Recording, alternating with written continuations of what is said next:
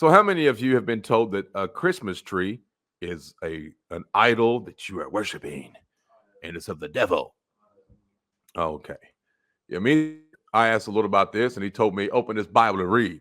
That's what he said. Open that Bible and read. Hear the word which the Lord speaks unto you, O house of Israel. Thus saith the Lord. Learn not the way of the heathen, and be not dismayed at the signs of heaven, for the heathen are dismayed at them. For the customs of the people are vain, for one cuts a tree out of the forest, the work of the hands of the workman with the axe. They deck it with silver and with gold. Uh-oh, that must be a Christmas tree. Oh, no. A Christmas tree? A wicked sinner's got a blinking bush in their house. That's a sinful person worshiping pagan whatever. That's what they do. Is that what this is talking about?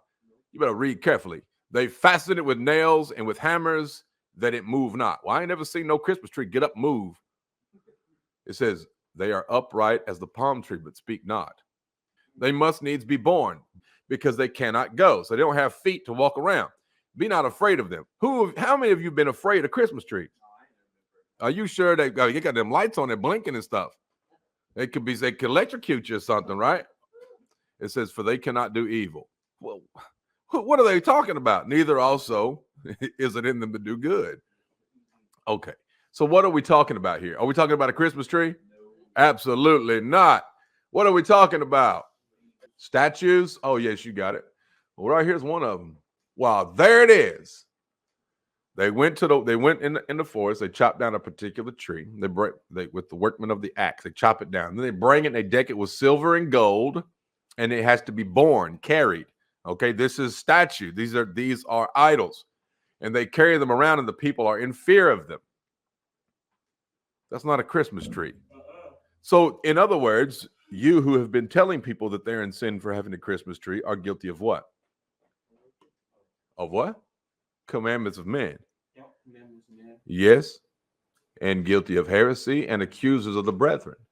You see, you better be careful who you listen to, because he's not your friend. You listen to the wrong one, he's going to get you dead guilty. He knows his Bible better than you.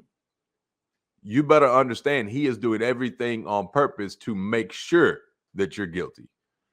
In any way. In any way. Do not ever think that this right here is the same as a Christmas tree.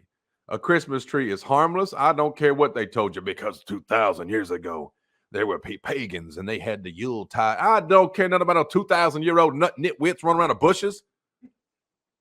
I do not care what some pagans are doing over in Europe 1,500 years ago. I could care less what them suckers are doing. They ain't got nothing to do with me.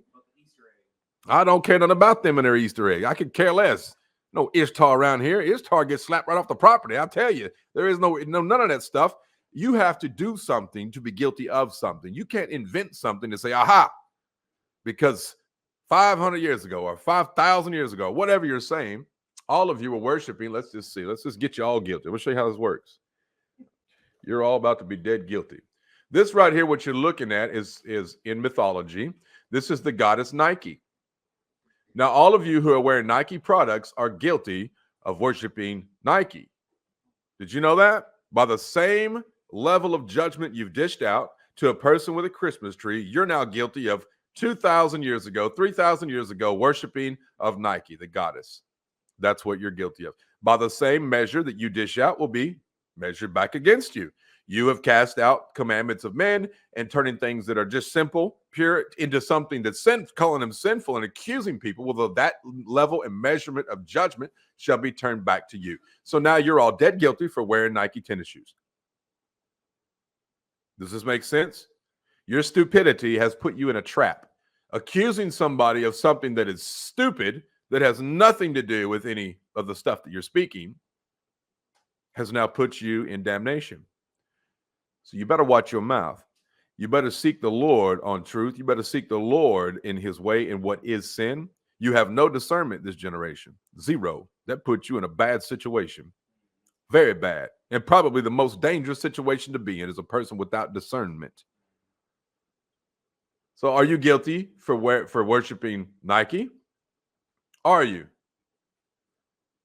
Because you have Nike tennis shoes or a Nike t-shirt or some name brand sports apparel? No. Who would be guilty of worshiping Nike? Well, the actual people that worship Nike. You nitwits, what are y'all doing? The actual people. So don't say somebody is worshiping some pagan thing because they have a Christmas bush in their house, some shrubbery. They put some lights on it, blink up back and forth while they play Noel, Noel with a little manger scene of Jesus there. Stop calling them sinful, pagan, satanic people, or you're going to pay. The judgment that comes on you is going to hit.